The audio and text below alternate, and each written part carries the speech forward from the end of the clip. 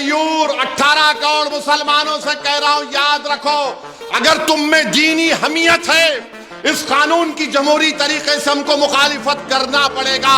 हमने 6 दिसंबर को एक जिल्लत और रुसवाई का दिन देखा कि भारत की सुप्रीम कोर्ट को वादा करके आपने बाबरी मस्जिद को शहीद कर दिया।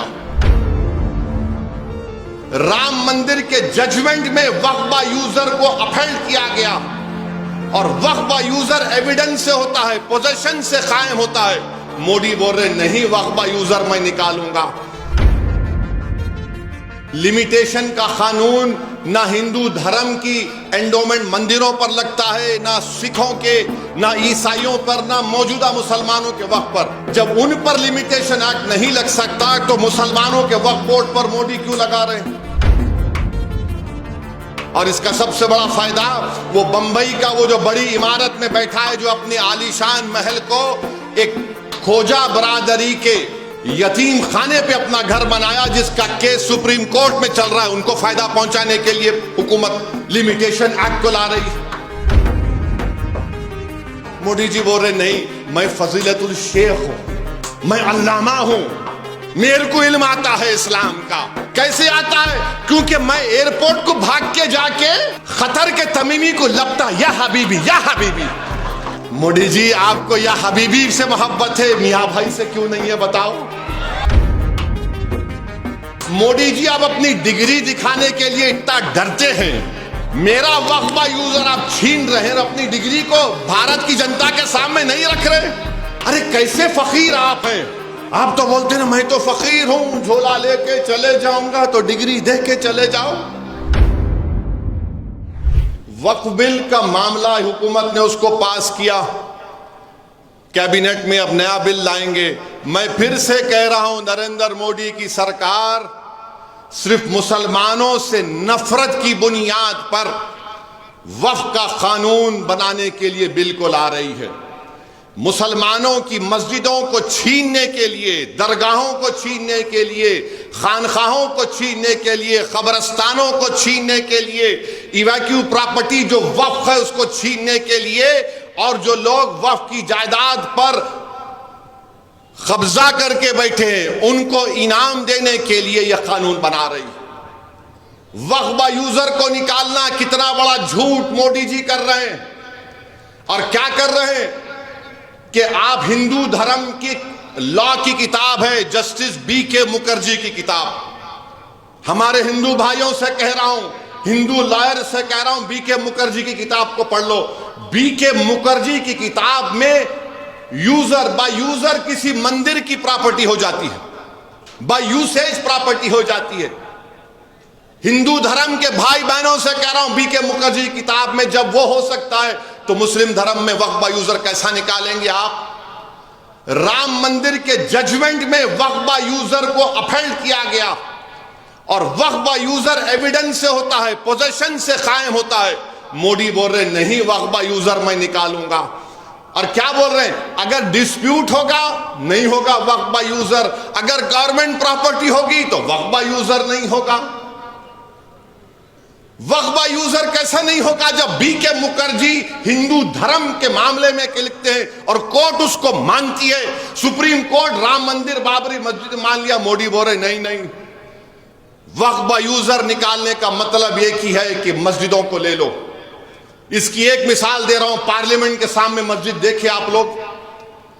पार्लियामेंट के सामने मस्जिद जो है, दिल्ली की हुकूमत बोलती वो हमारी प्रॉपर्टी है, वक्फ बोलता वो हमारी प्रॉपर्टी है।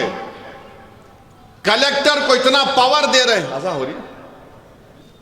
ये जो वक्फ बिल लाया जा रहा है, हमको हमारे इबादत गाहों से महरूम करने के लिए लाया जा रहा है। और उलमा इकराम ने हमको बताया कि वक्फ एक किस्म से इबादत है, उस इबादत से मुसलमानों को महरूम करने के लिए लाया जा रहा है। मेरे अजीज दोस्तों और बुजुर्गों, वक्फ यूजर ये है। और दूसरा, कलेक्टर को इतना पावर दे देंगे, कलेक्टर ये डिसाइड करेगा, फैसला करेगा कि वक्फ प्रॉपर्टी है नहीं। लॉ ऑफ जूरिस्प्रूडेंस में ये सिखाया जाता है कानून के हासिल करने वालों के कि कोई भी अपने फैसले में जज नहीं हो सकता। कलेक्टर फरीक है, कलेक्टर फैसला करेगा तो प्रिंसिपल्स ऑफ नेचुरल जस्टिस के खिलाफ है ये। अगर कलेक्टर पार्लियामेंट की सामने की मस्जिद कहेगा कि गवर्नमेंट प्रॉपर्टी है, वक्फ बोर्ड दिल्ली को म्यूटेशन करो, ये वो गवर्नमेंट प्रॉपर्टी है, किस्सा खत्म। नोटिस लगा देंगे दिस इज गवर्नमेंट प्रॉपर्टी है, गवर्नमेंट की प्रॉपर्टी है। वो 123 प्रॉपर्टीज में, वो भी मस्जिद भी उसमें आती है। फिर उसमें आप तीसरी चीज कर रहे हैं, लिमिटेशन का कानून। ना हिंदू धर्म की एंडोमेंट मंदिरों पर लगता है, ना सिखों के, ना ईसाइयों पर, ना मौजूदा मुसलमानों के वक्त पर। जब उन पर लिमिटेशन एक्ट नहीं लग सकता तो मुसलमानों के वक्फ बोर्ड पर मोदी क्यों लगा रहे हैं? इसलिए लगा रहे हैं क्योंकि दिल्ली में ऐसी कई जायदादें हैं, हरियाणा पंजाब में इवैक्यू प्रॉपर्टीज जो वक्फ की प्रॉपर्टीज है उसको हासिल करने के लिए, उन तमाम जायदादों को छीनने के लिए लिमिटेशन एक्ट अप्लाई करेंगे। जो काबिज है वो मालिक बन जाएगा। और इसका सबसे बड़ा फायदा वो बंबई का वो जो बड़ी इमारत में बैठा है, जो अपने आलीशान महल को एक खोजा बरादरी के यतीम खाने पे अपना घर बनाया, जिसका केस सुप्रीम कोर्ट में चल रहा है, उनको फायदा पहुंचाने के लिए हुकूमत लिमिटेशन एक्ट को ला रही है। हिंदू धर्म के एंडोमेंट बोर्ड में, सिखों के गुरुद्वारा में, ईसाइयों के मजहबी बोर्ड में कोई भी उनके मजहब का नहीं मानने वाला उस बोर्ड का मेंबर नहीं बन सकता। क्या तेलंगाना के एंडोमेंट बोर्ड में, क्या काशी विश्वनाथ के एंडोमेंट बोर्ड में, क्या ओडिशा के एंडोमेंट बोर्ड में, आंध्रा के एंडोमेंट बोर्ड में, महाराष्ट्र, बिहार, यूपी, बंगाल, कहीं पर भी क्या कोई मुसलमान हिंदू एंडोमेंट बोर्ड का मेंबर बन सकता? नहीं बन सकता। तो फिर मुसलमानों के वक्फ बोर्ड में आप कैसे गैर मुस्लिम को मेंबर बना रहे हैं? सिखों के गुरुद्वारा प्रबंधक कमेटी में कोई गैर सिख मेंबर नहीं बन सकता, मगर मोदी बना रहे हैं। क्यों बना रहे हैं? जायदाद को छीन लो, मस्जिदों को ताला लगा दो, और फिर बोल रहे हैं कि पोर्टल पे चढ़ाओ, 6 महीने में नहीं चढ़ाएंगे तो तुम्हारी प्रॉपर्टी नहीं, और तुमको टाइटल दिखाना पड़ेगा। मोदी जी, आप अपनी डिग्री दिखाने के लिए इतना डरते हैं।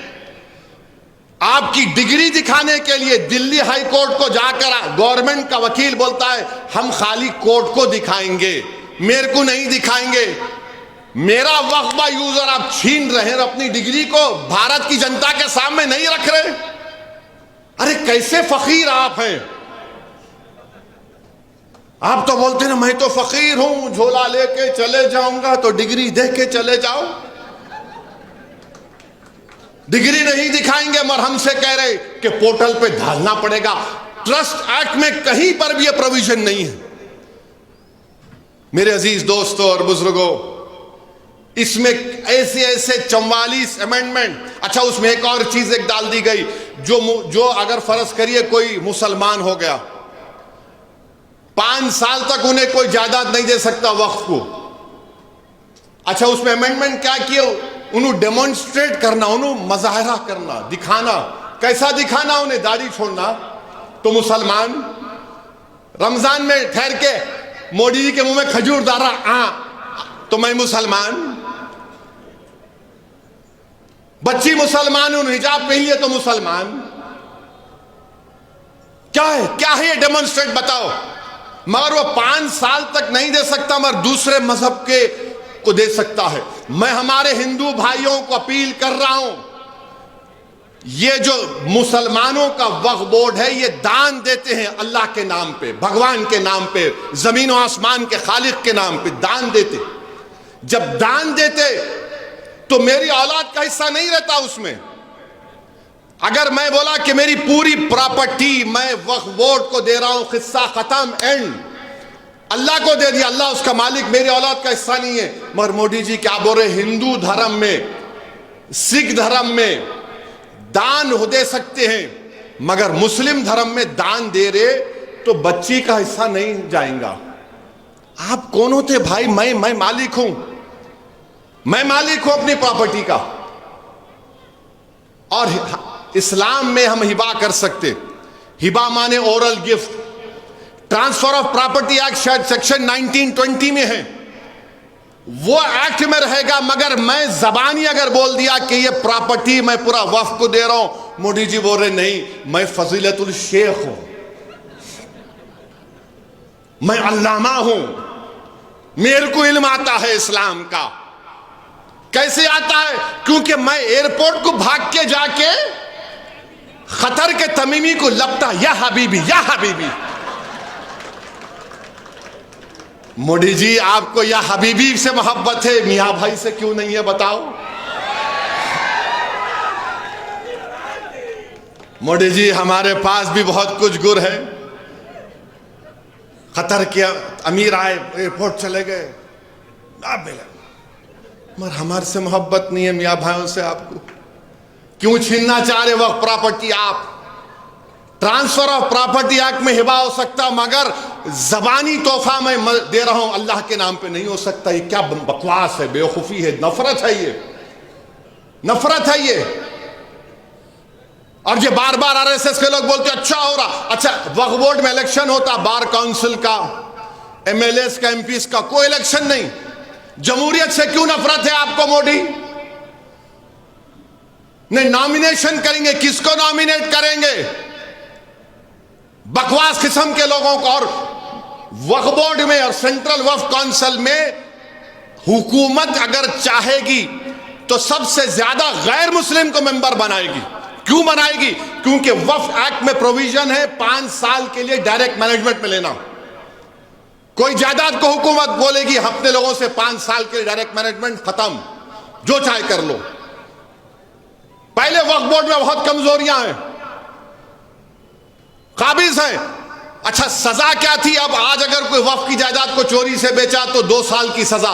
नरेंद्र मोदी बोले प्यारे नहीं, तू चोर है, मगर तेरे खाली 6 महीने की सजा और बेलेबल। कहां मुसलमानों के मफाद में है बताओ ये आप? राइट टू इक्वालिटी कहां गया फिर? बताइए, वक्फ को ये कानून बनाना, मुसलमानों को बर्बाद करना, अपनी सिर्फ आप नाम के मुसलमान रहना। मैं भारत के गयूर 18 करोड़ मुसलमानों से कह रहा हूं, याद रखो, अगर तुम में दीनी हमीयत है, इस कानून की जमहूरी तरीके से हमको मुखालिफत करना पड़ेगा। हमने 6 दिसंबर को एक जिल्लत और रुसवाई का दिन देखा कि भारत की सुप्रीम कोर्ट को वादा करके आपने बाबरी मस्जिद को शहीद कर दिया। अब यह कानून के जरिए दरगाहों को, आप नहीं देखा कि हाजी मलंग की दरगाह में उरस हो रहा है, अंदर घुस गए लोग। मैं पुकार पुकार कर कह रहा हूं, और हमारे मुखालिफिन बेचारे चेपीदी का शेरवा है। कुछ तो भी फेसबुक पे आके नहीं, इन्हों जज्बाती बात कर रहे, तुम्हारे अब्बा वफ करे थे कोई। मेरे भाई, इस कानून की मुखालिफत करना है दुआओं से भी और अमली जिद्दोजहद से भी, जमहूरी तरीके से।